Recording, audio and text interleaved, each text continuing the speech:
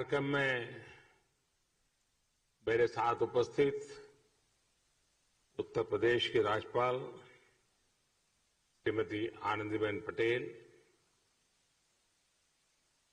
ऊर्जावान और लोकप्रिय मुख्यमंत्री श्रीमान योगी आदित्यनाथ जी, भारत में जापान के एम्बेसडर श्रीमान सुजुकी सातोशी जी, संसद में मेरे सहयोगी राधा मोहन सिंह जी, काशी के सभी प्रबुद्धजन और सम्मानित साथियों, अभी अपने पिछले कार्यक्रम में मैंने काशीवासियों से कहा था कि इस बार काफी लंबे समय बाद आपके बीच आने का सौभाग्य मिला, लेकिन बनारस का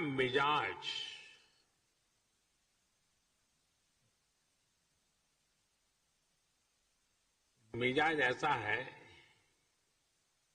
कि अरसा भले ही लंबा हो जाए, लेकिन ये शहर जब मिलता है तो भरपूर रस एक साथ ही भर करके दे देता है।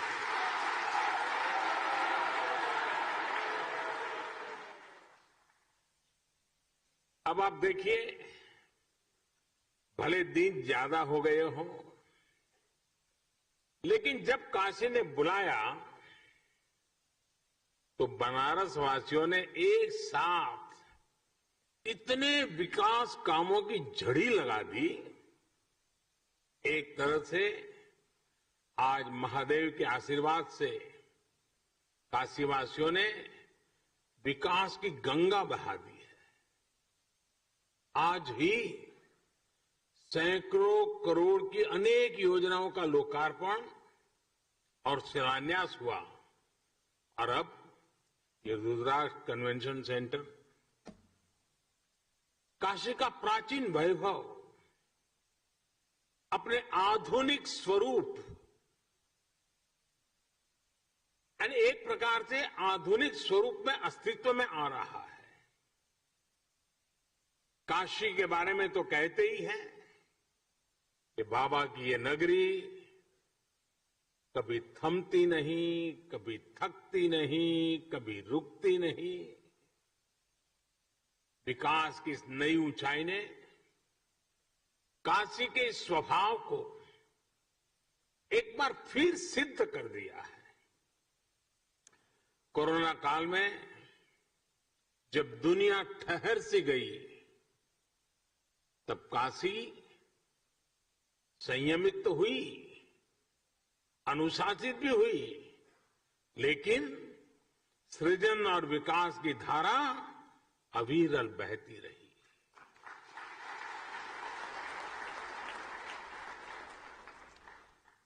काशी के विकास के ये आयाम, ये international cooperation and convention centre Rudraksh आज इसी रचनात्मकता का, इसी गतिशीलता का परिणाम है। मैं आप सभी को, काशी के हर एक जन को इस उपलब्धि के लिए हार्दिक बधाई देता हूं।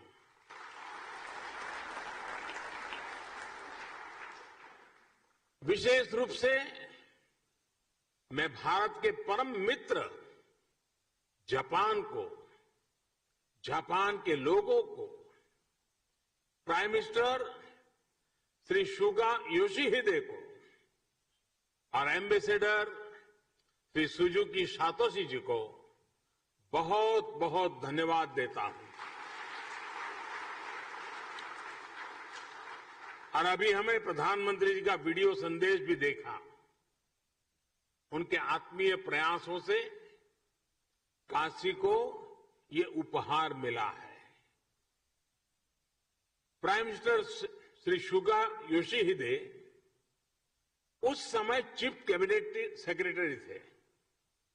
तब से लेकर पीएम की भूमिका तक लगातार वो इस प्रोजेक्ट में व्यक्तिगत रूप से इन्वॉल्व रहे।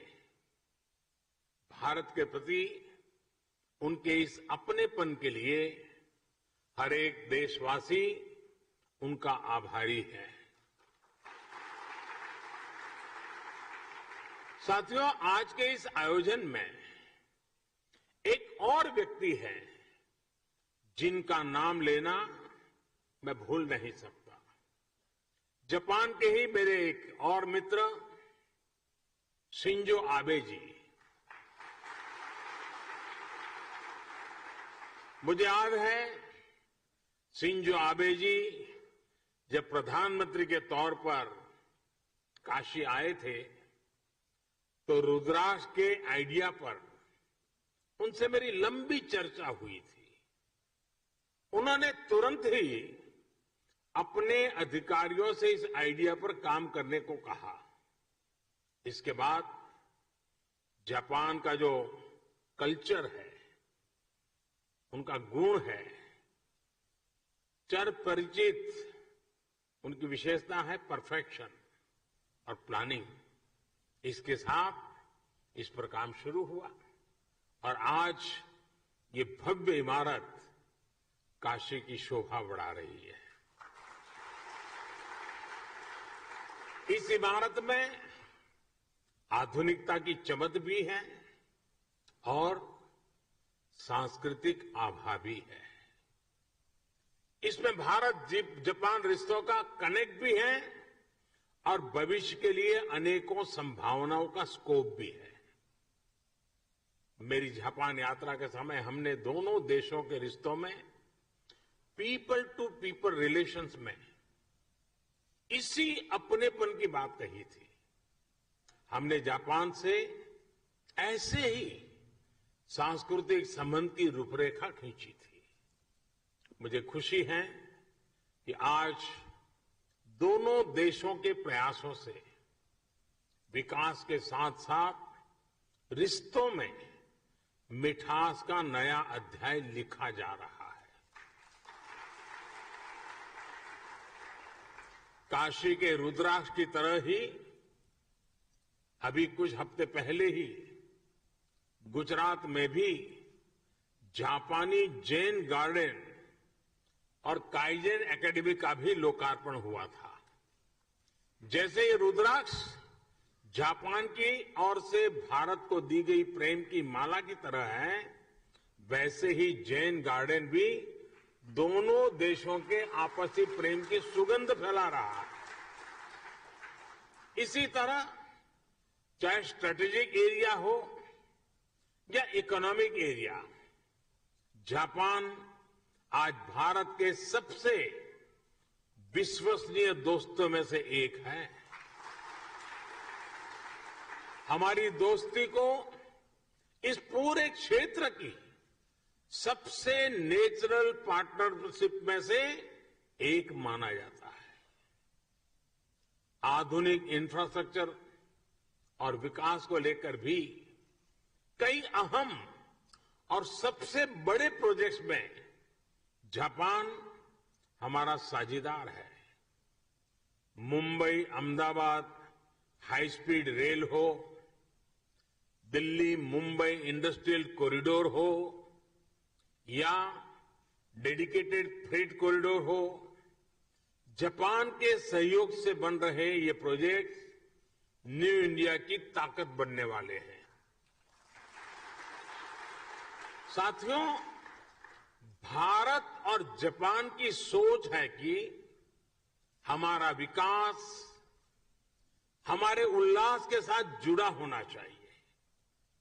ये विकास सर्वमुखी होना चाहिए, सबके लिए होना चाहिए और सबको जोड़ने वाला होना चाहिए।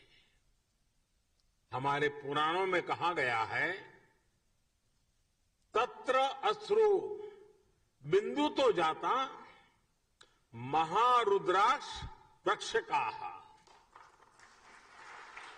मम आज्ञया महासेन सर्वेषाम हित काम्या, अर्थात सबके हित के लिए सबके कल्याण के लिए भगवान शिव की आंख से गिरी अश्रु बूंद के रूप में रुद्राक्ष प्रकट हुआ। शिव तो सबके हैं, उनकी अश्रु बूंद मानव मात्र के लिए स्नेह का, प्रेम का प्रतीक ही तो है। इसी तरह ये इंटरनेशनल कन्वेंशन सेंटर रुद्राक्ष भी पूरी दुनिया को आपसी प्रेम, कला और संस्कृति के जरिए जोड़ने का एक माध्यम बनेगा। और काशी का तो बात ही क्या, काशी तो वैसे भी दुनिया का सबसे प्राचीन जीवंत शहर है। शिव से लेकर सारनाथ में भगवान बुद्ध तक काशी ने अध्यात्म के साथ साथ कला और संस्कृति को सदियों से संजो कर रखा है। आज के समय में भी तबला में बनारस बाज की शैली हो, ठुमरी, दादरा, ख्याल, टप्पा और ध्रुपद हो, धमार, कजरी, चैती, होरी जैसी बनारस की चर्चित और विख्यात गायन शैलियां हो, सारंगी और पखावज हो या शहनाई हो, मेरे बनारस के तो रोम रोम से गीत, संगीत और कला झरती है। यहां गंगा के घाटों पर कितनी ही कलाएं विकसित हुई हैं, ज्ञान शिखर तक पहुंचा है और मानवता से जुड़े कितने गंभीर चिंतन इस मिट्टी में हुए हैं। और इसलिए बनारस गीत संगीत का, धर्म अध्यात्म का, ज्ञान विज्ञान का एक बहुत बड़ा ग्लोबल सेंटर बन सकता है।